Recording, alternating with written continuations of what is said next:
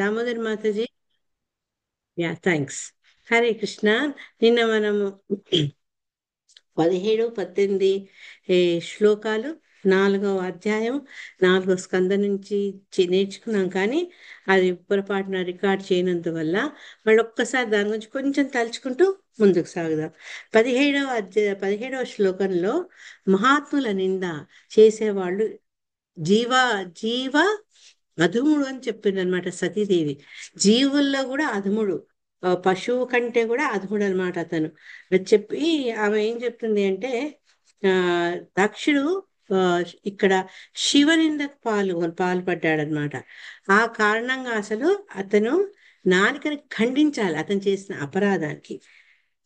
అది ఆవిడ తన తన అభిప్రాయాన్ని వ్యక్తపరచట్లేదు. శాస్త్రాల్లో ఏం చెప్పారు అంటే, ఎప్పుడైతే ఇటువంటి నింద చేస్తారో వాళ్ళు, ముఖ్యంగా ధర్మ రక్షకుడైనటువంటి శివుణ్ణి ఆ రకంగా నిందించినందువల్ల తక్షణం చేసుకోవాల్సిన చర్య ఏంటంటే, ఎవరైనా అటువంటి పాపానికి గనక పాల్గొనుంటే వెంటనే వాళ్ళను వధించాలి. వధించి తర్వాత తన దేహాన్ని, అంటే తను ఒక బ్రహ్మహత్యా పాతకం చేసినందువల్ల వెంటనే తన దేహాన్ని కూడా ఆ అటోన్మెంట్ అంటే ప్రాయశ్చిత్తంలాగా తన దేహాన్ని కూడా త్యజించాల్సి ఉంటుందన్నమాట. కానీ ఇక్కడ ఇక్కడ మనకు వచ్చే ప్రాబ్లం ఏంటి అంటే, దక్షుడు సతికి స్వయాన తండ్రి కాబట్టి ఆమె తండ్రిని సంహరించలేదు. అతను అంత శివనింద చేసినప్పటికి కూడా అతన్ని తను శిక్షించలేదు. కాబట్టి తన ప్రాయశ్చిత్త అది విన్నందుకు తన ప్రాయశ్చిత్తంగా తన దేహాన్ని వదలాలని నిశ్చయించుకున్నారనమాట. మనకు శాస్త్రాలు ఏం చెప్తారంటే, ఇటువంటి నిందలు జరిగినప్పుడు మనం చేయాల్సిన పని ఏంటంటే, తక్షణంగా చేయాల్సింది ఏంటి అంటే, ఫస్ట్ నాలుక ఖండించాలి. అది చేయలేదనుకోండి, చేయలేకపోతే మనం చెవులు గట్టిగా మూసుకొని ఆ ప్రదేశాల నుంచి వెళ్ళిపోవాలి. ఇవి మన ఈ 4 వర్ణాలలో బ్రాహ్మణులకు ఏం చెప్పారు అంటే, మనం ఒకవేళ ఇటువంటి వినాల్సి వచ్చినప్పుడు మన దేహాన్ని మనం వదిలేయాల్సి వస్తుంది. కానీ బ్రాహ్మణులకు దేహ త్యాగం ఒప్పుకోరు. ఎందుకంటే బ్రహ్మహత్యా పాతకం వస్తుంది కాబట్టి బ్రాహ్మణులకు అటువంటి పరిహారాన్ని, ప్రాయశ్చిత్తాన్ని సూచించలేదన్నమాట. కానీ క్షత్రియులకి ఏంటంటే, వాళ్ళు యువతలను శిక్షించే అర్హత కలవాళ్ళు కాబట్టి వాళ్ళు యువతల వ్యక్తి యొక్క ఎవరైతే భగవత్ నిందకు పాల్గొంటారో వాళ్ళను నాలుక ఖండించడం కానీ, వాళ్ళ ప్రాణాలను తీసి హరించడం కానీ చేయాలి.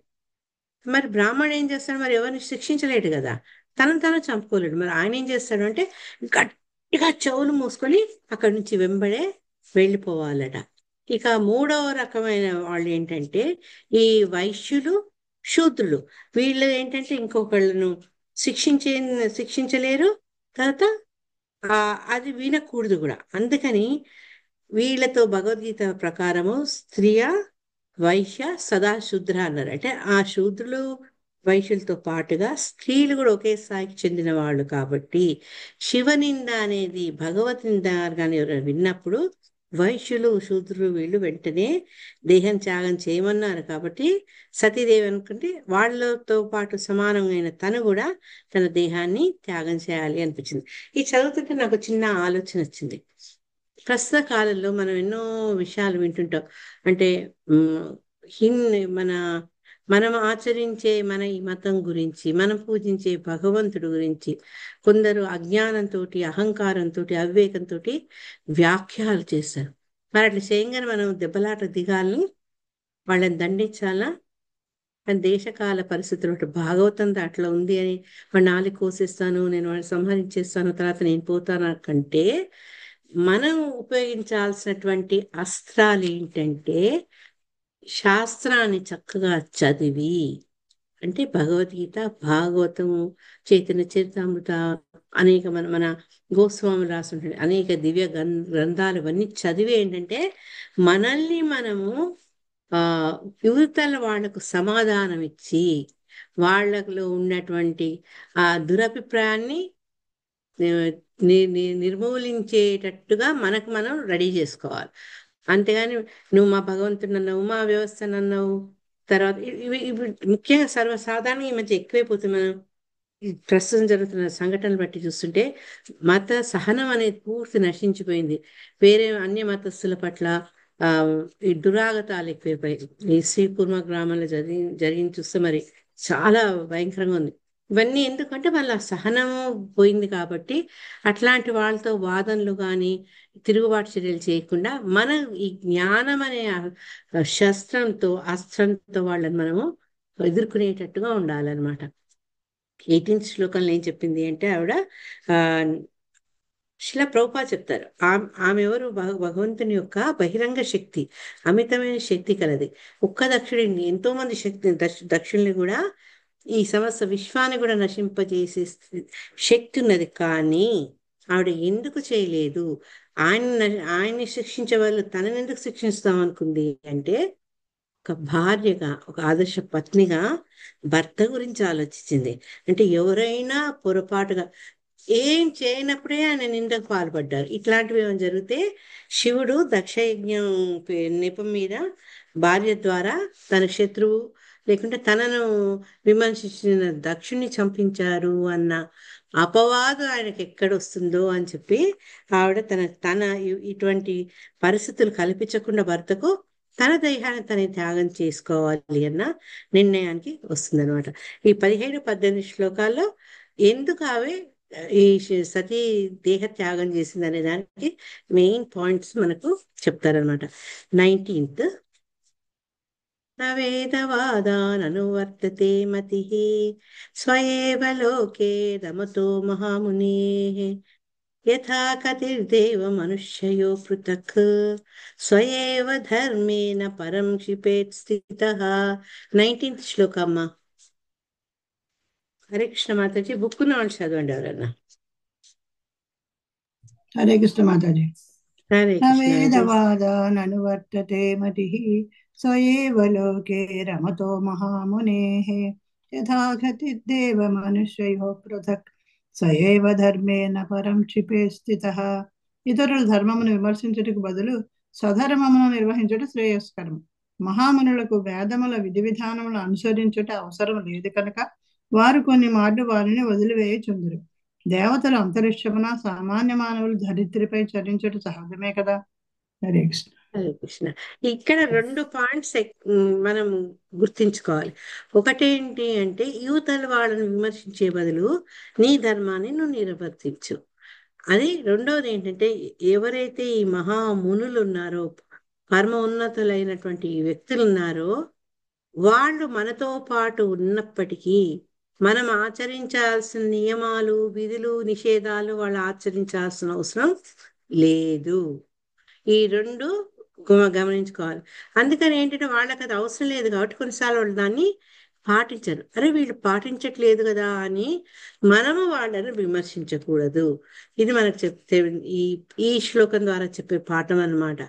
అని చెప్తూ ఒక సామరస్యం ఏం చెప్తున్నారు, ఒక పోలిక ఏం చెప్పారంటే దేవతల అంతరిక్షమున, సామాన్య మానవులు దరిద్రపై ధరించుట సహజమే కదా.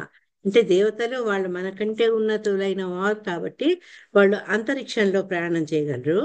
మనం సామాన్య మానవులము మనకుండే శక్తి పరిమితమైంది కాబట్టి మనం ఈ భూమి మీదని చరిస్తున్నాము. ఇది అంటే ఇప్పుడు మీరు అడగచ్చు, మాతాజీ మరి వెళ్తున్నాం కదా చంద్రమండలంకి, మాస్కి వెళ్ళే ప్రయత్నాలు చేస్తున్నారు అని. అవి మనం ఎంతో ప్రయత్నాలు చేసి శాస్త్రీయ పద్ధతుల ద్వారా రీసెర్చ్ చేసి వస్తుంది. కానీ సర్వసామాన్యంగా మనందరము భూమి మీదనే చరిస్తాం.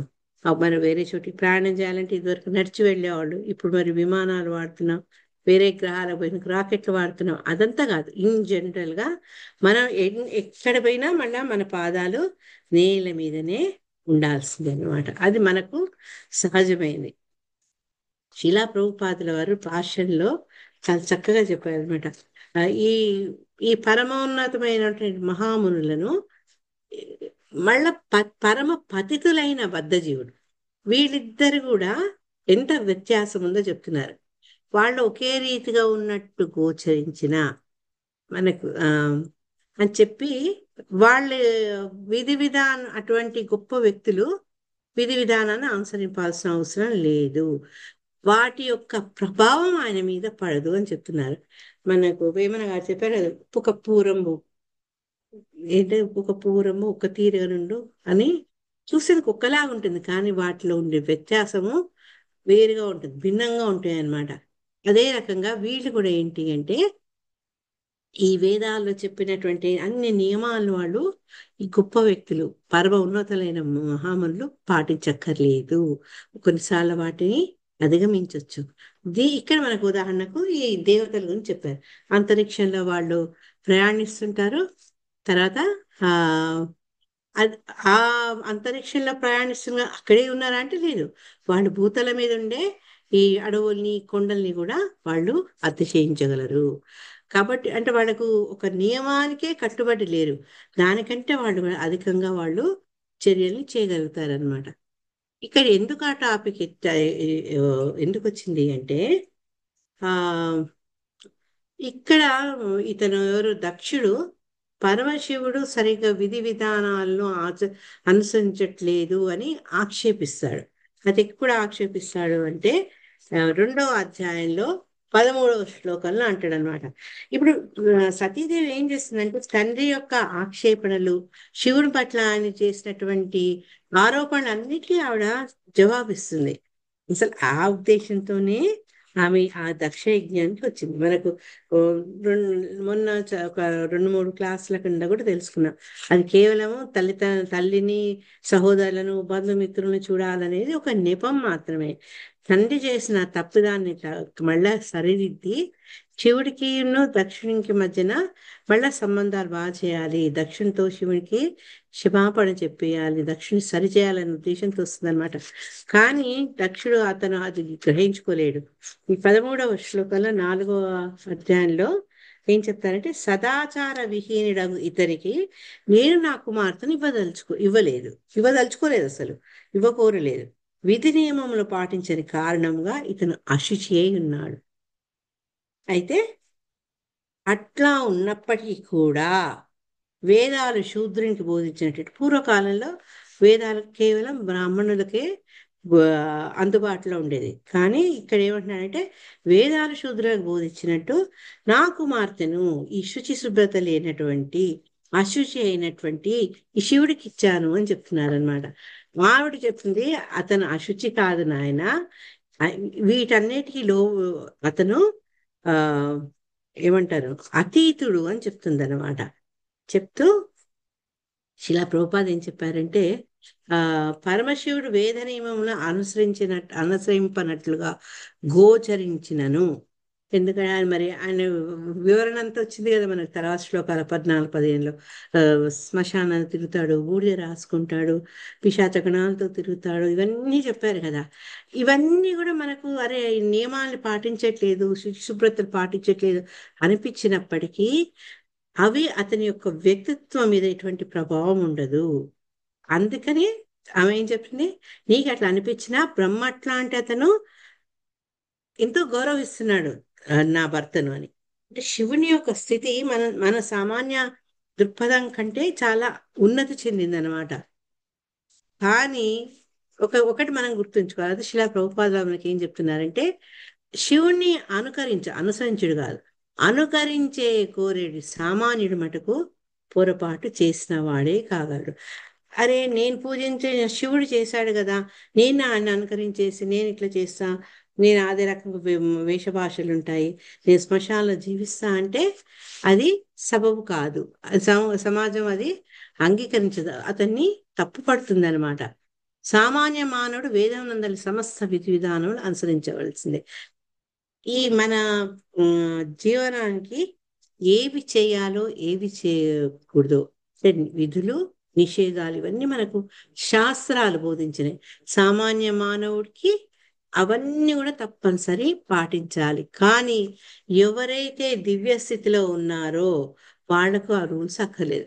ఫర్ ఎగ్జాంపుల్, ఈ దేశానికి రాజు ఉన్నారు, ఆయనకు కొన్ని కొన్ని రూల్స్ ఆయనకి ఎగ్జంప్షన్. రాజు వదిలేయండి, ఈవెన్ మనం ఎన్నుకున్న మంత్రులు, మనలో ఒకరిని మనం మంత్రులుగా, మన సీఎంగా, పిఎంగా ఎన్నుకుంటాం. ఎన్నుకున్నాక వాళ్ళకు కొన్ని సడలింపులు ఉంటాయి. ఈ రూల్స్ రెగ్యులేషన్స్ లో కొన్ని వాళ్ళకు సడలింపులు ఉంటాయి. ట్రాఫిక్ అంతా పోతుంటే ఆపి వాళ్ళని కదిపి వాళ్ళని పంపించడము, ఇవన్నీ మనం చూస్తూ ఉంటాం. ఎందుకు అంటే వాళ్ళు వీటికి లొంగి ఉండనక్కర్లేదు కొన్నిసార్లు. కానీ దివ్య స్థితిలో ఉన్న శివుడు లాంటి వాళ్ళకి ఏంటంటే ఆ వేద నియమాలను అనుసరించాల్సిన అవసరం లేనే లేదు. కానీ దక్షుడికి దాని యొక్క జ్ఞానం లేనందువల్ల శివుణ్ణి అశుచిపరుడు అని చెప్పాడు. వేద నియమాలు పాటించాడు కాబట్టి ఇతను అశుచిపరుడు అని ఆక్షేపించాడు అనమాట. ఇక్కడ ఆవిడ అదే ఎక్స్ప్లెయిన్ చేస్తుంది. ఆమె కొంచెం పైకి పెడుతుంది. ఇతని యొక్క ఆక్షేపణకు ఆమె జవాబు చెప్తుంది అనమాట. ఇట్లాంటివి నా భర్త అయిన శివుడికి పాటించాల్సిన అవసరమే లేదు అని చెప్పి ఇంకొక చక్కటి ఉదాహరణ ఇక్కడ శిలా ప్రభుపాద చెప్తున్నారు. అంటే ఎందుకు శివునికి అట్లాంటివి పాటించాల్సిన అవసరం లేదు అంటే, ఉదాహరణకు శక్తివంతమైనటువంటి సూర్యునికి కానీ అగ్నికి కానీ ఎటువంటి అపవిత్రత అనేది అంటదు. ఉదాహరణకు సూర్యుని యొక్క వేడి కిరణాలు అవి సముద్రం మీద పడతాయి, పచ్చని పైర్ల మీద పడతాయి, బురద కుంటల్లో పడతాయి, పెంట కుప్పల్లో పడతాయి కదా. కానీ సూర్యకిరణాలు మలినం కావు. అవి ఎక్కడైతే సూర్యకిరణాలు పడతాయో ఆ ప్రదేశాలు కూడా పవిత్రమవుతాయి. బూరదంతా ఎండిపోయి నీళ్ళ స్నానాలు సామాన్యంగా అవుతుంది. ఇవన్నీ ఏంటి అంటే ఆ, వాటికి ఆ శక్తి. అగ్ని కూడా అంతే. అగ్ని దహిస్తున్నప్పుడు ఇది మంచిదా, అది మంచిది కాదా, ఇది పవిత్రమా, అది అపవిత్రమా, ఏది చూడదు, అన్నిటినీ అది తీసేసుకుంటుంది అనమాట. కానీ మనలాంటి వాళ్ళకి ఏంటంటే మనం అటువంటి యొక్క విషయం పట్ల మనకు ప్రభావం చూపిస్తుంది అన్నమాట. అంటే శివుడు చేసినా కూడా అతను ప్రభావితుడు కాలేదని మనం చేస్తే అది మన మీద దుష్ప్రభావం చూపిస్తుంది అన్నమాట. అందుకని శివుణ్ణి అనుకరించదు. శిలా ప్రభుపాదులు వారు ఎన్నోసార్లు ఈ ఉదాహరణ ఇచ్చారు. శివుడు తాగాడు గంజాయి, శివుడు గంజాయి తాగుతాడని చెప్పి అందరు గంజాయి తాగుతారు అనుకరిస్తూ, మరి ఆయనలాగా గరళాన్ని తీసుకుంటామా? మొత్తం ప్రజావాళికి, మొత్తం సమస్త జీవుల రక్షణకు వాళ్ళకు వదులుతున్న కష్టాన్ని తొలగించేందుకు ఆయనే పరమ దయతోటి ఆ గరళాన్ని తీసుకున్నారు. మనం అది తీసుకోగలమా? తీసుకోలేము. ఆ శివుడిని మనం అనుసరించాలి. ఆయన ధర్మనిరతి, ఆయన భక్తి, ఎప్పుడు భగవద్ ధ్యానంలో ఉండడము, అవైరగి, ఎవ్వరితో వైరం లేకపోవడము, అందరిలో మంచినే చూడడము, అవన్నీ చూడాలి. కానీ మనం ఆయన అనుకరించేందుకు ప్రయత్నం చేయకూడదు. దాని బదులు ఏంటంటే మనకు బోధించినటువంటి జీవన విధానాన్ని, స్వధర్మాన్ని, శ్రేయా స్వధర్మో సగుణ, ఇక్కడ ఆ స్వధర్మాన్ని మనం నిష్టగా అనుసరిస్తే అది మానవుడికి శ్రేయస్కరం అని చెప్తూ, శివుడిని శివుడు వంటి మహాత్ముని ఎప్పుడు కూడా నిందించరాదు. అది చాలా పొరపాటు అని చెప్తున్నారు అనమాట. 20వ శ్లోకంలో కర్మ ప్రవృత్తం చ నివృత్తమప్యుతం వే సారీ వేదే విచ్చో భయలింగమాశ్రితం. ట్యూన్ పోయింది. కర్మ ప్రవృత్తం చ నివృత్తమప్లుతం వేదే వివిచ్చో భయలింగమాశ్రితం విరోధి తద్యోగ పదేక కర్తరి ద్వయం తథా బ్రహ్మణి కర్మ నచ్చతి. హరే కృష్ణ. హరే హరే కృష్ణ కృష్ణ మాతాజీ, మాతాజీ చదవనా? చదవండి. 1 సెకండ్. కృష్ణవేణి మాతాజీ ముందు ఎంఎస్ఎన్ లక్ష్మి మాత, నాగచంద్రిక మాతాజీ చదవండి. లేదు మాతాజీ, నేనే కర్మ ఎంఎస్ లక్ష్మి. ప్రవృత్తించ లక్ష్మీ మాతాజా. నివృత్తమకృతం వేదే వివిచ్యో సర్ది చదవ, నేను భయలింగం చదువుతున్నారుగా. ఓకే. విరోధి తజ్జోగ పదైక కర్తరి ద్వయం తదా బ్రహ్మణి కర్మ నచ్చతి. హరే హరే కృష్ణ. భౌతిక భోగమునందు అనురక్తులైన వారికి గల కర్మలు ప్రవృత్తి మరియు అసంగులైన వారికి గల కర్మలు నివృత్తి అనడి రెండు విధములగు కర్మలకు వేదములందు నిర్దేశములు వసగబడినవి. ఈ రెండు విధములగు కర్మలను అనుసరించి జనులను రెండు రకములుగా నుందురు. వారి లక్షణములు భిన్నముగా నుండును.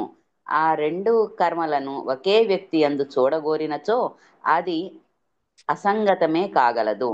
కాని బ్రహ్మభూత స్థితిని బడసినవాడు ఈ రెండు రకములగు కర్మలను నిర్లక్ష్యపరచును. Hare Krishna. Shri Krishna. Thank you Mataji. Thank you, ma'am. ఈ వేదాల బట్టి మనం అనుసరించే కర్మలకు రెండు మార్గాలు సూచించిన, ఒకటి ప్రవృత్తి మార్గం, ఒకటి నివృత్తి మార్గం. మనం ఇదివరకు కూడా దాని గురించి తలుచుకున్నాం. ఎవరికన్నా ఏదన్నా కొంచెం ఐడియా వస్తుందా? ప్రవృత్తి మార్గం అంటే ఏంటి, నివృత్తి మార్గం అంటే ఏంటి? ఒక్కసారి దాని మీద కొంచెం వెలుగు ప్రసారింపజేస్తారా? హరే కృష్ణ. హరే కృష్ణ మాతాజీ, అది భగవద్గీతలో ఉంది. అప్పటి నుంచో నేను దీని గురించి మళ్ళీ ఒకసారి మిమ్మల్ని అడగాలనుకుంటున్నాను. నాకు ఎన్నిసార్లు చదివినా విన్నా నాకు అది పూర్తిగా బుర్రకి ఎక్కలేదు అది. ఓకే. ఇది చాలా సింపుల్.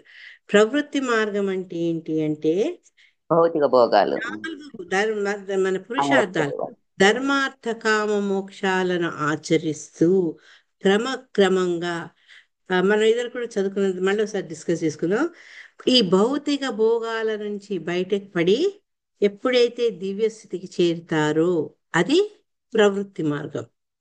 అంటే ఆ ఈ వీళ్ళకి ఏంటి అంటే వాళ్ళ ధర్మాన్ని ఆచరిస్తూ ఆ ధర్మాచరణ ద్వారా అర్థాన్ని సేకరిస్తూ అర్థం ద్వారా ధర్మ అర్థ కామ వాళ్ళ కామనలు తీర్చుకుంటారనమాట. అది అయినాక వాళ్ళకి ఏంటంటే దాని పట్ల వాళ్ళకు విసుగు వచ్చి దీనికంటే ఇంకా గొప్పదైనటువంటి మోక్ష మార్గం మీదకి వెళ్తారు. కానీ మోక్షం అనేది మనకు ఆ అంతం కాదనమాట. ఆ భావనలో మోక్షాన్ని మించింది దివ్య స్థితి అని, అంటే భగవంతుని యొక్క దివ్యమైనటువంటి ఏ, ధ్యానంలో ఎవరైతే నిమగ్నం అవుతారో అది దివ్య స్థితి అంటారు అనమాట. అటువంటి స్థితికి వెళ్ళేందుకు మనిషి ప్రయత్నించాలి. కాబట్టి ఇక్కడ శ్రీల ప్రభుపాదుడు కూడా అదే చెప్తున్నారు, అర్థాల్లో కూడా అదే ఉందన్నమాట. ఈ ఈ భౌతిక భోగాలు అనురక్తులై ఉన్నందువల్ల, దాని మీద వాళ్ళకు కోరికలు ఉన్నందువల్ల చేసే కర్మలు వాళ్ళ ప్రవృత్తులు ఎలా ఉంటాయంటే ఈ ధర్మ అర్థ కామ మోక్షాలకు, మోక్షానికి కూడా ఇయ్యరు, ధర్మ అర్థ కామానికి ఎక్కువ ప్రాముఖ్యత ఇచ్చి వాటిని ఆ జీవితం అలా గడుపుతూ గడుపుతూ గడుపుతూ కొన్నాళ్ళకి ఏంటంటే దాని పట్ల వాళ్లకు ఒక విరక్తి జనించి అప్పుడు మోక్షం గురించి ఆలోచించడం మొదలు పెడతారనమాట. అదనమాట. దానికి తగినట్టే మన వైదిక కర్మలు కూడా మనకు వేరే వేరే ఆశ్రమాలు ఇచ్చి గృహస్థ ఆశ్రమంలో నువ్వు ఆనందాన్ని పొందేటట్టు, కుటుంబాన్ని పెట్టుకునేటట్టు ఇవంతా మనకు ఆ రకంగా ఆ దోహదం అవుతుంది ఈ ఆశ్రమ వ్యవస్థ. కానీ ఆశ్రమ వ్యవస్థలో 4వదైనటువంటి సన్యాసాశ్రమం, అది ఏంటంటే నివృత్తి మార్గం. ఎటువంటి భౌతికమైన కార్యకలాపాలు చేయకుండా కేవలము ఆ భగవత్ సంబంధమైనటువంటి, భక్తి సంబంధమైనటువంటి, ఈ తర్వాత జ్ఞానపరమైనటువంటి ఆ కార్యాలు చేసేవాళ్ళు, అంటే ఈ భౌతిక కార్యకలాపాన్ని పరిత్యజించి ఇంకా అంటే మెటీరియల్ వరల్డ్ మీద ఈ తాపత్రయాలు వాళ్లకు ఉండవు అనమాట. వాళ్ళు ఏంటి అంటే ఆ ఈ గృహస్థ జీవితంలో గృహస్థ జీవితం నుంచి బయటికి పడి, కొందరు ఏంటంటే గృహస్థుల నుంచి సన్యాసం వస్తారు, కొందరు డైరెక్ట్ గా సన్యాసులు కూడా ఉంటారు అనమాట. వాళ్ళు ఒక రకం. కానీ ఈ ఇద్దరికి అంటే ఇద్దరికంటే భిన్నమైన వాళ్ళు ఎవరు అంటే వాళ్ళు ఎప్పుడూ భగవంతుని యొక్క దివ్య స్థితిలోనే, అంటే భగవద్ ధ్యానంలోనే, ఆ సమాధి స్థితిలోనే ఉంటారనమాట వాళ్ళు. అటువంటి వాళ్ళలో శివుడు ఒకరు అని చెప్తున్నారు అనమాట.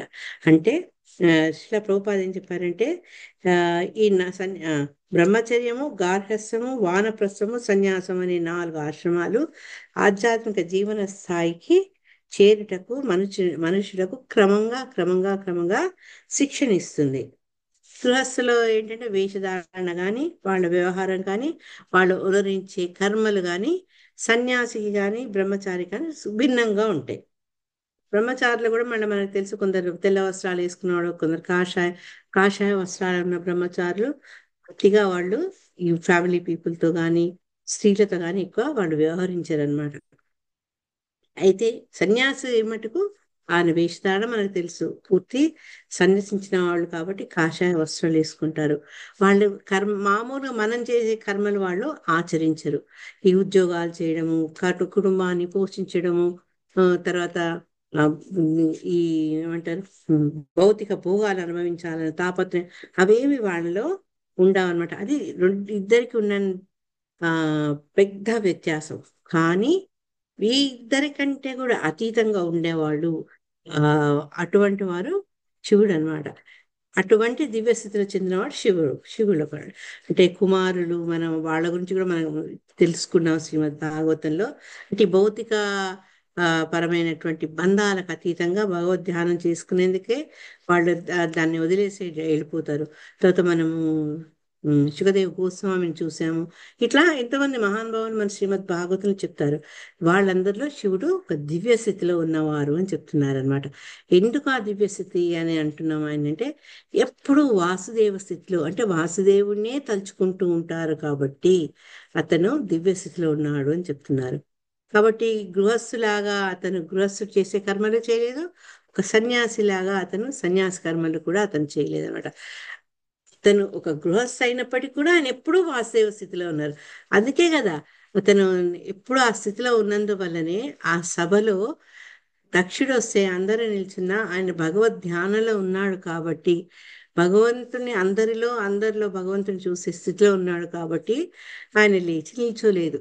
ఆ నిల్చోకపోవడంతోనే అసలు ఆ ఏమంటారు, మంటల్లో నెయ్యి పోసినట్టుగా దక్షుడికి ఉన్న ద్వేషం ఇంకా ఇంకా ఇంకా రెట్టింపైంది అనమాట. ఈ శివుడికి ఉన్న ఆ స్థితి గురించి భగవద్గీతలో చెప్తారనమాట. అది 2వ అధ్యాయంలో 52, 53 శ్లోకంలో. నేను జస్ట్ మీనింగ్ చదువుతున్నా అండి. 52వ శ్లోకంలో ఏమంటున్నారంటే, ఎప్పుడు నీ బుద్ధి మోహమను దట్టమైన అరణ్యము దాటునో, నీ బుద్ధి మోహమనే దట్టమైన అరణ్యము దాటునో, అప్పుడు నీవు వినిన దాని ఎడ మరియు వినవలసిన దాని ఎడ విరక్తి కలిగిన వాడవదు. వినాల్సిన విషయం పట్ల, తర్వాత విన్న దాని పట్ల కూడా నీకు విరక్తి అనేది ఏర్పడుతుంది అని.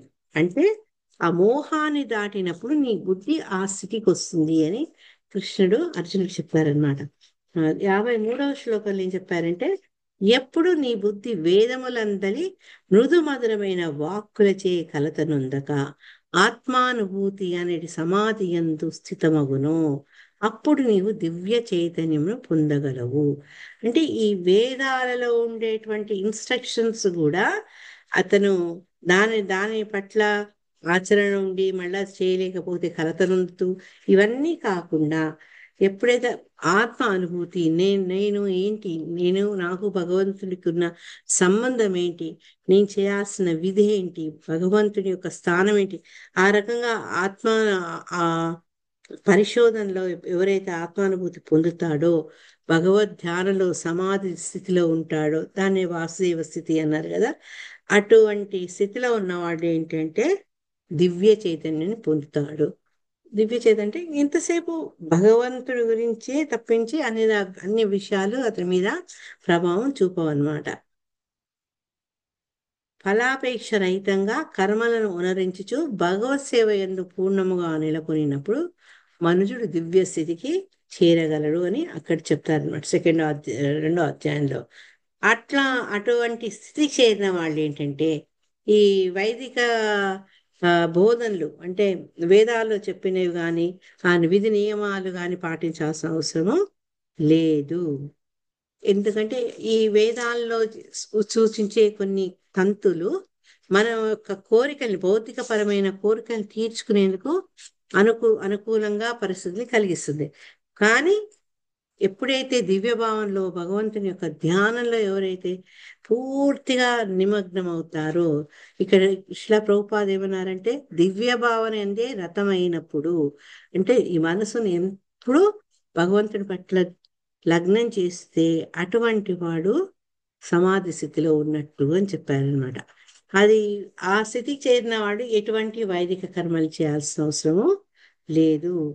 కొన్ని కర్మలు చేయాలి, కొన్ని వదిలేయాలి. ఆ రెండిటి కంటే ఆయనే అతీతుడు. అంటే గృహస్థుడు చేయాల్సినటువంటి వైదిక కర్మలు కానీ, ఒక సన్యాసి చేయాల్సినటువంటి త్యాగపూర్వకమైన కర్మలు కానీ అతను ఆచరించక్కర్లేదు. వాటి పరమై ఉంటాడు. కాబట్టి ఇక్కడ ఆయన ఏమన్నారంటే, దివ్య స్థితిలో ఉన్నారు శివుడు. అటువంటి స్థితిలో ఉన్నాడు కాబట్టి ఈ వేదాలను ఆచరించాల్సిన అవసరం లేదు అని ఇక్కడ సతీదేవి నిక్కచ్చిగా చెప్తున్నారనమాట. 21 శ్లోకంలో ఆయనకు ఆ తన కుమార్తె అంటే దక్షుడైన ప్రజాపతి అయిన తన కుమార్తె ఒక ఈ శివుడు వంటి వాడిని వివాహం చేసుకొని చాలా ఆయన యొక్క ఉమ్, ఆయన సేవిస్తూ చాలా ఏమంటారు వైభవం లేనటువంటి దీన స్థితిలో ఉంది అని ఎక్కడ దక్షుడు భావిస్తున్నాడు. ఎందుకంటే శివుని ఆ భార్యగా ఉన్నందుకు ఈమెకు తగినటువంటి గుర్తింపు గాని పలకరింపు గాని దక్షిణ నుంచి రాలేదు యజ్ఞానికి ఆమె వచ్చినప్పుడు. అందుకని తనేమో తక్కువ ఉంది అని భర్త ద్వారా తను ఇది కష్టపడిపోతుందని అనుకుంటున్నాడేమో తండ్రి అని 21 శ్లోకంలో ఆవిడ చెప్తుందనమాట, మాకేం తక్కువ లేదు అని.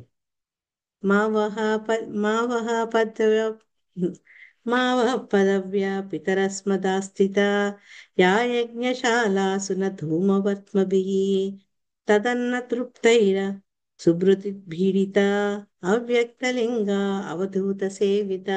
లక్ష్మీమాత జయమేశ్వర లక్ష్మీమాత చదవండి అమ్మా.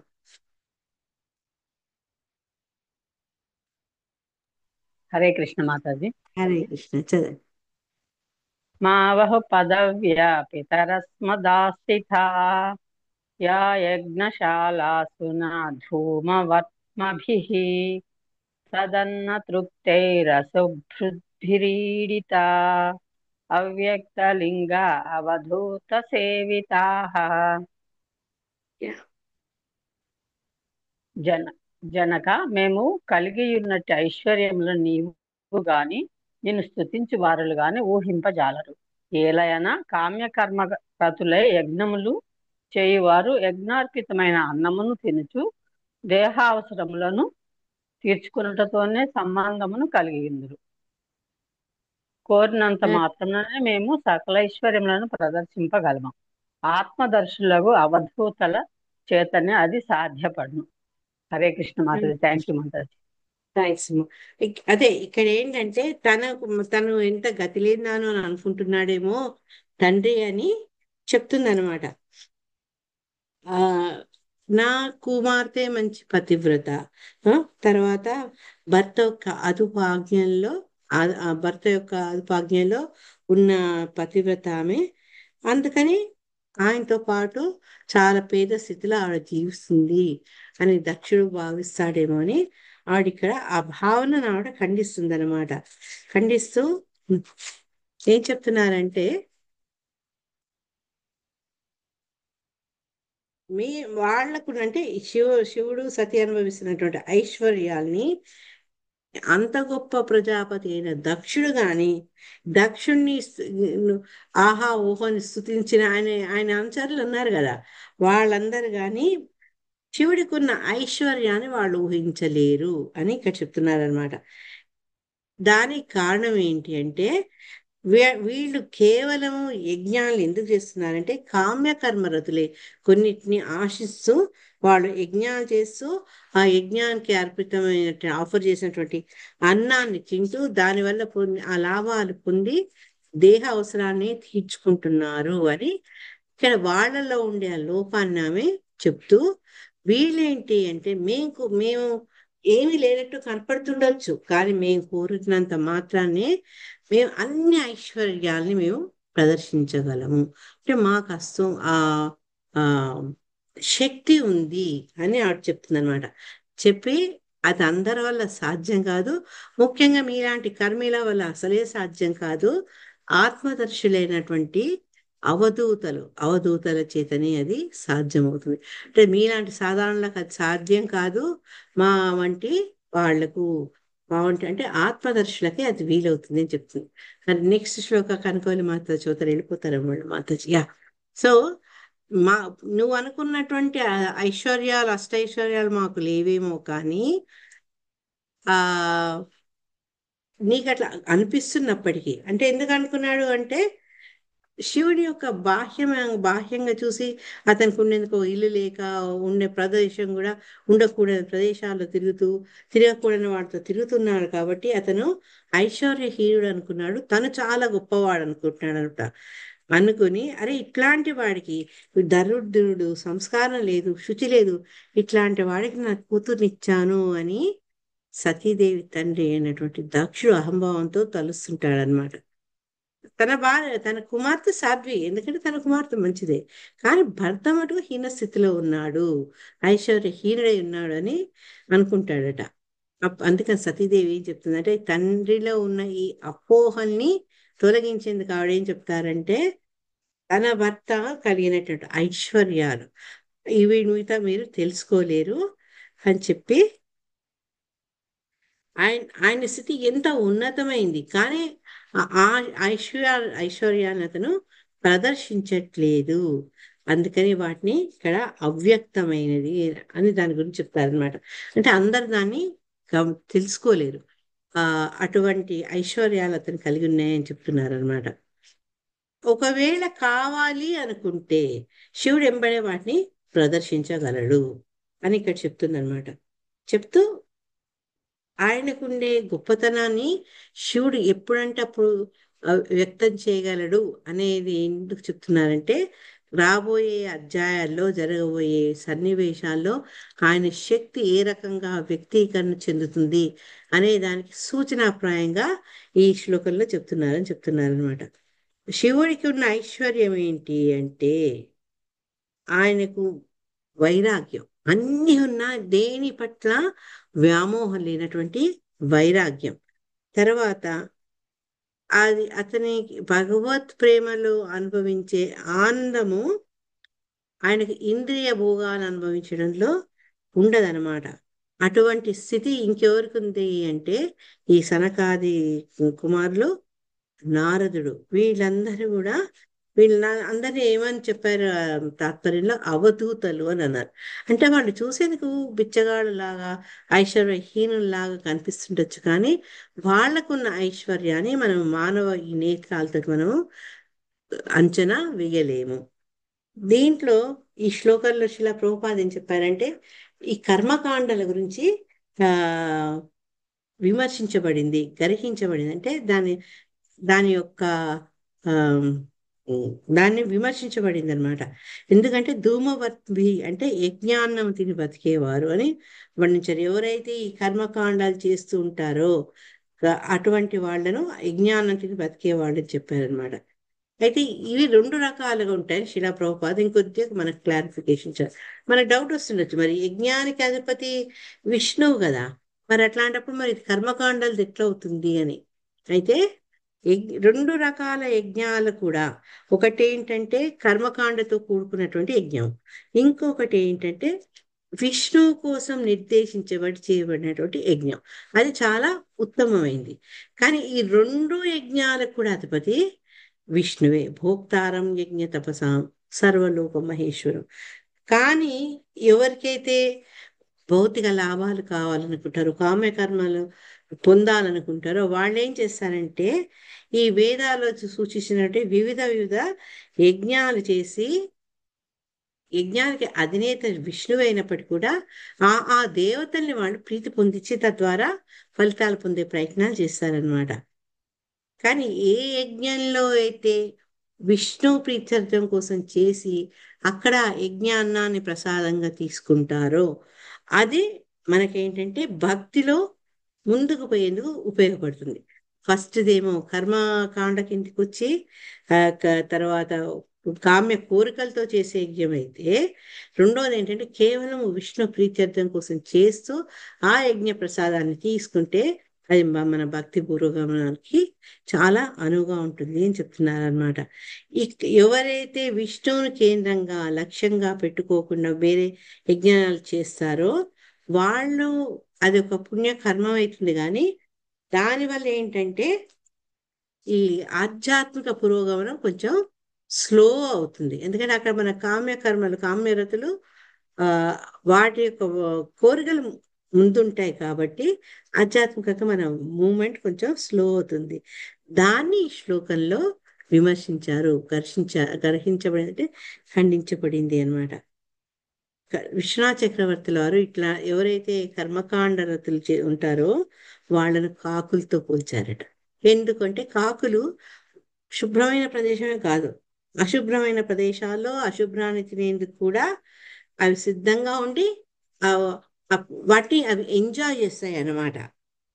అందుకని ఇక్కడ ఎవరైతే ఆ యజ్ఞంలో పాల్గొన్నారో వాళ్ళందరినీ కూడా దక్షిణతో పాటు ఆమె విమర్శించింది, సతీదేవి. దక్షుడు ఆయన వెంబడి ఉండే ఈ ఏ, ఆయన అనుచరులు ముఖస్తుతి పారాయణులు అన్నారు. అంటే దక్షుని యొక్క ఆ పవర్కి భయపడి ఆయనకు దాసోహమైన వాళ్ళు అనమాట వీళ్ళు. వాళ్ళు ఏంటంటే శివుని యొక్క గొప్పతనం వాళ్ళకి తెలిసి ఉండొచ్చు, తెలియకపోవచ్చు. తెలిసినా వాళ్ళు దక్షుని యొక్క భయానికి వాళ్ళు అంగీకరించకపోవచ్చు. శివుని యొక్క గొప్పతనం తెలిసినా అహంభావంతో అతను దాన్ని లెక్క చేయకుండొచ్చు. వాళ్ళు ఏమన్నా అనుకుని, కానీ తన భర్త ఐశ్వర్యహీనుడు కాదు అని సతీదేవి తండ్రికి తెలియజేస్తుంది అనమాట.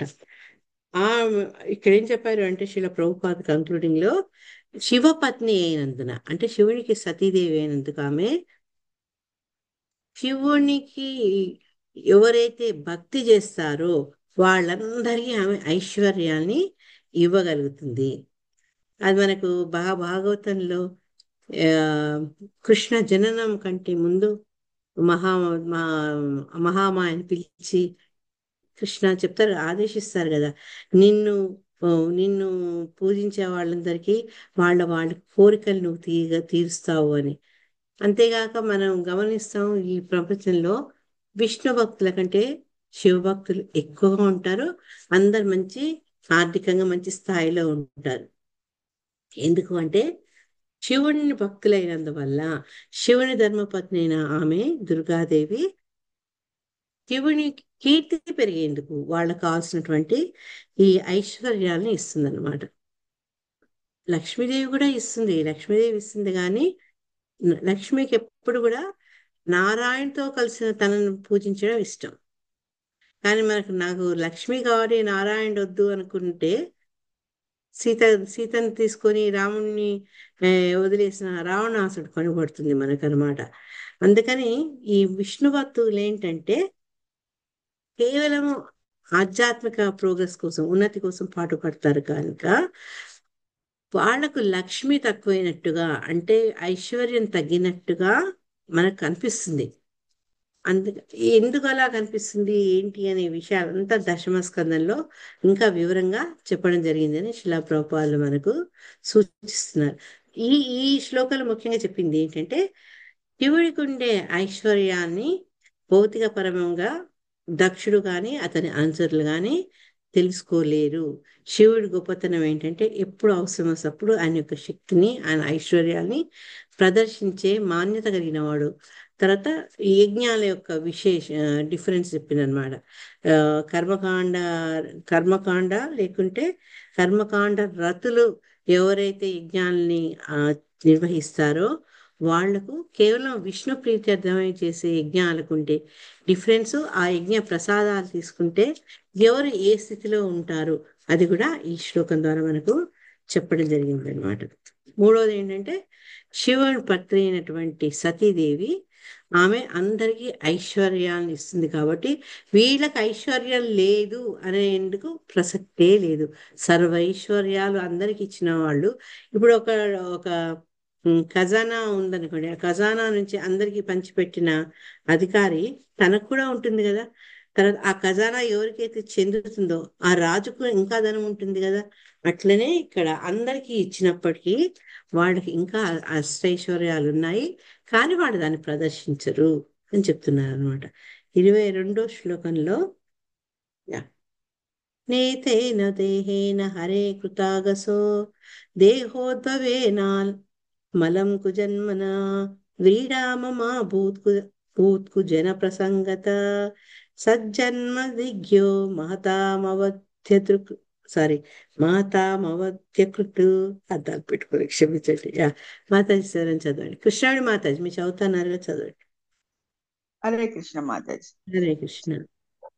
నైతేన దేహేన హరే కృతాగసో దేహోద్భవేనాలమలం కుజన్మనా వ్రీడామమా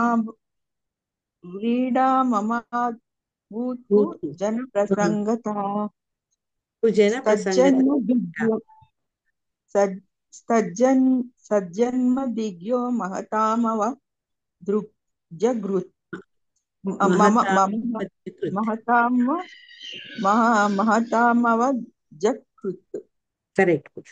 అది ఎట్లా స్ప్లిట్ చేసి అంటే మహతాం అవధ్యకృత్, మహతాం అవధ్యకృత్. యా, ట్రాన్స్లేషన్స్ ఇదన్నమాట. నీవు నీవు శివుని ఎడ అపరాధమునర్చిన వాడవు. అటువంటి నీ నుండియే దుర్భాగ్యవశమున నాకీ దేహము కలిగినది. ఈ సంబంధమును కలిచి నేను మిక్కిలి సిగ్గుపడుచున్నాను. మహాత్ముడైన వాని ఎడ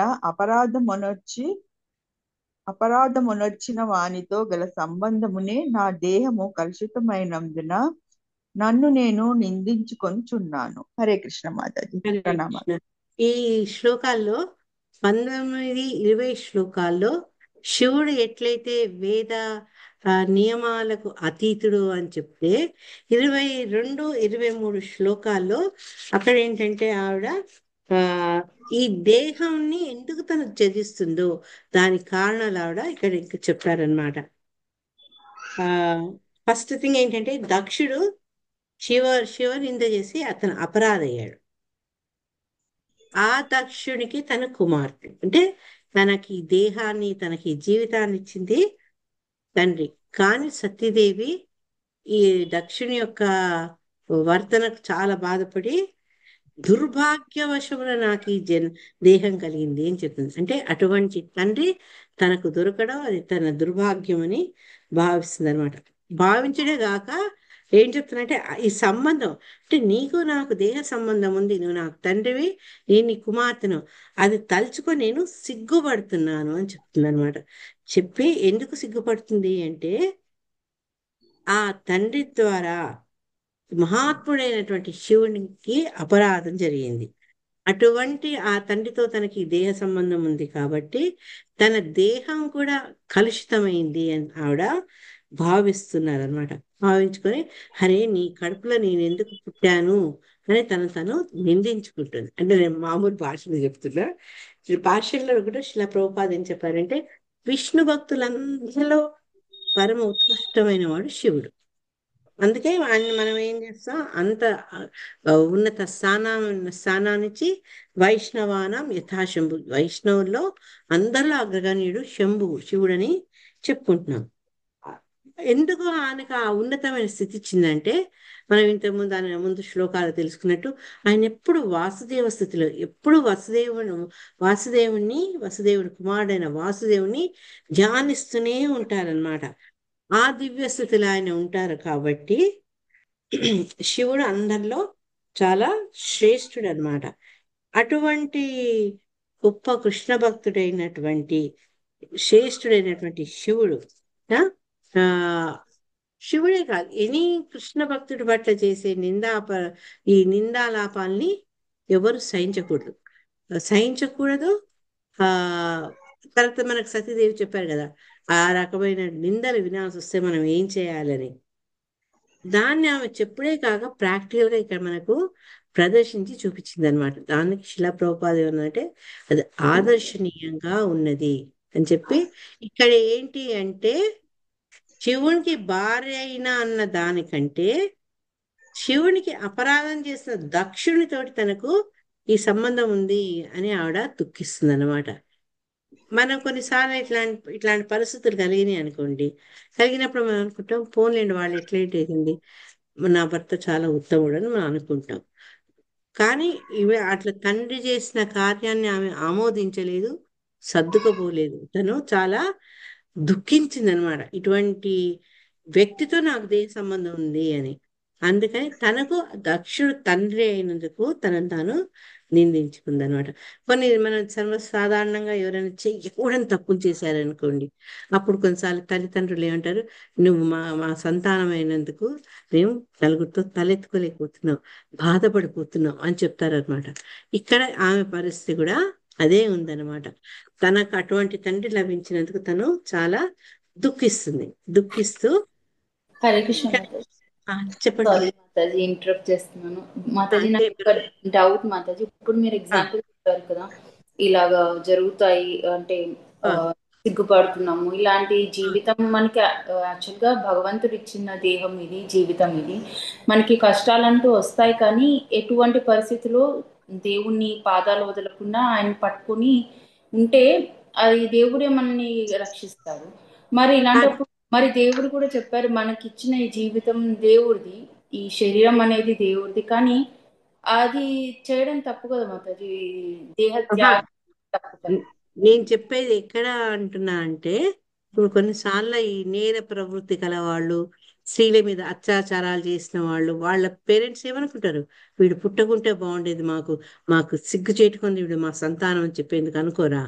అవును అది మాతాజీ. దృష్టిలో పెట్టుకొని అంటున్నా నేను. ఆ, ఇప్పుడు లేడీస్ యా. కి కూడా చాలా ప్రాబ్లమ్స్ వస్తాయి కదా మాతాజీ లైఫ్ లో. ఆ, అప్పుడు వాళ్ళు కూడా ఇప్పుడు పార్వతీదేవి చేశారు ఇట్లా దేహత్యాగం, మనం కూడా ఈ జీవితం ఎందుకు ఇంకా దేహత్యాగం చేసేయాలా అన్నట్టు ఉదాహరణ అయితే కాదు కదా. లేదు, లేదు. ఇంకోటి ఏంటంటే, ఆ కొన్నిసార్లు తండ్రి అవినీతి పరుడవుతాడు. ఇది మన సంతానం గురించి చెప్పినాం. తండ్రి అవినీతి పరుడవుతాడు. ఈ, వాళ్ళు ఉంటారు కదా, యాంటీ కరప్షన్ బ్యూరో వాళ్ళు వచ్చి వాడిని అరెస్ట్ చేస్తారు. అప్పుడు మనం ఏమనుకుంటాం, తండ్రి ద్వారా మనకి జీవితం లభించినప్పటికీ, తండ్రి ద్వారా సౌఖ్యాలు లభించినప్పటికీ, ఇట్లా కరప్షన్ లో పట్టుబడ్డాడు, అవినీతి పరంగా అతను జైలు పాలయ్యాడు అంటే అప్పుడు వాళ్ళందరూ అవమానంగా ఫీల్ అవ్వరా? ఆ? అవును. ఇటువంటి తండ్రి వచ్చాడు మాకని బాధపడరా? కానీ ఇవన్నీ చాలా మన మన స్థితిలో పెద్ద పెద్ద నేరాలు. కానీ సతీదేవి దృష్టిలో అండ్ మన ఈ శాస్త్రరీత్యా భగవత్ నింద చేయడము, భగవద్భక్తుల నింద చేయడము, అది ఎంత ఘోరమైందంటే, అటువంటి ఘోరాన్ని చేసినటువంటి తండ్రి తనకెందుకు తండ్రి అయ్యాడు అని తను బాధపడుతుంది. ఆ తండ్రిని ఏం చేయలేక తన దేహాన్ని, అంటే ఆయన ద్వారా వచ్చిన దేహం కాబట్టి ఆ దేహాన్ని వదిలేయాలి అనుకుంది ఆవిడ. ఓకే. మన మన మన మన ఆలోచన మనకి ఎంతసేపు భౌతిక పరంగా ఉంటుంది, కానీ ఇక్కడ ఆవిడ ఆలోచన ఆధ్యాత్మిక పరంగా ఉంది. అది డిఫరెన్స్. ఓకే. సులక్షణ మాతాజీ, ఓకేనా? Clear okay. అయిందా? ఓకే మాతాజీ. ఇట్లయితే ఇప్పటికే చూస్తున్నా, ఎన్నో చిన్న చిన్న వాటికి సూసైడ్లు చేసుకుంటున్నారు జనాలు. ఇట్లయితే ఇక భర్త అన్నాడని, తండ్రి అన్నాడని ఇక ప్రతిరోజు ఎవరో ఒక స్త్రీ తన దేహాన్ని వదలాల్సి వస్తుంది. అది కాదు, ఆధ్యాత్మిక పరంగా ఆ లెవెల్లో దక్షుడు చేసినటువంటిది పెద్ద నేరం అన్నమాట. అందుకని ఆవిడ అట్లా అదే ఆయనని ఏం అనలేక ఆయన వల్ల పొందిన ఆ దేహాన్ని వదిలేయాలి అని అనుకుంది ఆవిడ. అది. హరే కృష్ణ. హరే కృష్ణ. 23తో మనకు ఇంకా నెక్స్ట్ మొదలైపోతుంది. అంటే ఆవిడ తన దేహాన్ని ఏ రకంగా వదిలినది 23, 24 నుంచి చెప్తారు. 23లో గోత్రం త్వదీయం భగవాన్ వృషధ్వజో దాక్షాయణీత్యాహ యదా సుదుర్మనాః వ్యపేత నర్మస్మితమాశు తదాహం వ్యుత్యక్షయే తత్ కుణపం త్వదంగజం. హరే కృష్ణ. ఎస్ మాతాజీ. కృష్ణ ప్రసన్న మాతాజీ లక్ష్మి మాత చదువుతా ఓకేనా? హరే కృష్ణ. అమ్మా. చదవండి. గోత్రం త్వదీయం భగవాన్ వృషధ్వజో దాక్షాయణీత్యః యదా సుధర్మనః వ్యపేత నర్మా స్మితమాశు తదాహం వృత్యక్ష ఏతత్ పునపం త్వదంగజం. నీతో నాకు గల కుటుంబ బాంధవ్యం వలన శివుడు నన్ను దాక్షాయణి అని సంబోధించినప్పుడు నేను మిగుల కిన్నురాల నగుదును. నా సంతోషము చిరునవ్వు ఒక్కమారుగా అదృశ్యమగును. సంచి వంటి ఈ దేహము నుండి నీ నుండి కలిగినందునకు నేను మిగుల చింతించుచున్నాను కనుక దీనిని నేను త్యజించి వేయుదును. హరే కృష్ణ మాతాజీ. హరే కృష్ణ. ఇక్కడ ఆమెకి ఏంటంటే శివుడు ఆమెను దాక్షాయణి అని సంబోధించినందుకు చాలా అవమానం అనిపించిందట. ఎందుకు అవమానం అనిపించింది అంటే, ఎంబరాస్మెంట్ అన్నది ఇక్కడ. ఎందుకు ఎంబరాస్మెంట్ కలిగింది అంటే, అరే దక్షునితో నాకున్న సంబంధం కారణంగానే కదా నా భర్త నన్ను దాక్షాయణి అని సంబోధించాడు అని తనకు వాళ్ళిద్దరి మధ్య ఉండే ఆ దేహ సంబంధాన్ని గుర్తు చేస్తుంది కాబట్టి ఆవిడ సిగ్గుపడింది అనమాట. దాక్షాయణి అంటే దక్షుని యొక్క అన్నయ్య, వాసుదేవ వసుదేవుని తనయుడు ఇట్లా అన్నమాట.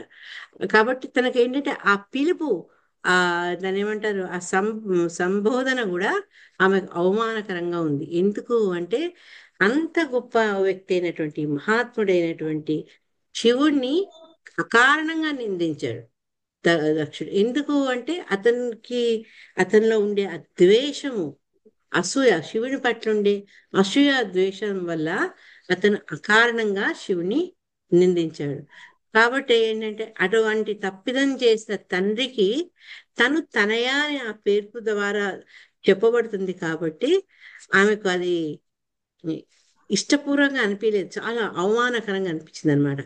ఇంత దోషాలు చేసినటువంటి దక్షునికి నేను కుమార్తెను అవడము, ఆ అనే ఆ బాడీలీ రిలేషన్షిప్ ఉంది కాబట్టి, దేహ సంబంధం ఉంది కాబట్టి ఆ దేహాన్ని తీసేసేయాలి. లేకపోతే ఆ దేహం వల్ల ఏంటంటే ఆయన దాక్షాయణి అన్నప్పుడల్లా ఆమెకు బాధ వేసేది. తనలో ఉండే ఆ అప్రసన్నత, అంటే తన ఆనందం లేకుండా తనని బాధ పెట్టేందుకు ఈ దేహం కారణమైంది కాబట్టి ఆ దేహాన్ని త్యజించాలి అని ఆమె నిశ్చయించుకుంటుంది అనమాట. తండ్రి ఏమి చేయలేక, తండ్రి చేసిన అపరాధాన్ని సరిదిద్దలేక, తండ్రి చేసిన అపరాధానికి ప్రాయశ్చిత్తంగా అతనితో దేహ సంబంధమైనటువంటి ఆయన వల్ల ఇవ్వబడిన దేహం ఖరీదై దాక్షాయణి ఆ దేహాన్ని పరిత్యాగం చేయాలి అని నిశ్చయించుకుందనమాట. నెక్స్ట్ శ్లోకాలు ఇంకా ఆవిడ ఇట్లా ఆ, ఏమంటారు, దేహత్యాగం ఎలా చేసింది అవన్నీ మనకు నెక్స్ట్ శ్లోకాల్లో తెలుస్తాయి అనమాట. ఈ నెక్స్ట్ శ్లోకాలు ఏంటంటే ఫస్ట్ మైత్రేయుడు చెప్తారు, మైత్రేయుడు విదురుతో చెప్తారు అనమాట. తర్వాత ఇంకా నెక్స్ట్ నుంచి ఏ ఏ రకంగా ఆమె తన యోగ యోగా ఏమంటారు యోగా ద్వారా తన శరీరాన్ని భస్మం చేసుకున్నది ఎక్స్ప్లెయిన్ చేశారు. 24 నుంచి మొదలవుతుంది ఆ శ్లోక. సో అది రేపు చేద్దాం మనము. ప్రస్తుతానికి ఆపేసి ఆ మీరు మీరు డౌట్స్ కానీ మనకి ఏదైనా చర్చించదలుచుకుంటే చర్చించుకుందాం. గ్రంథ శ్రీమద్ భాగవతానికి జై. మళ్ళా మొదలు పెడితే అది పూర్తి కాదు, అందుకని హరే కృష్ణ. అమ్మ రికార్డింగ్ ఆపు తల్లి.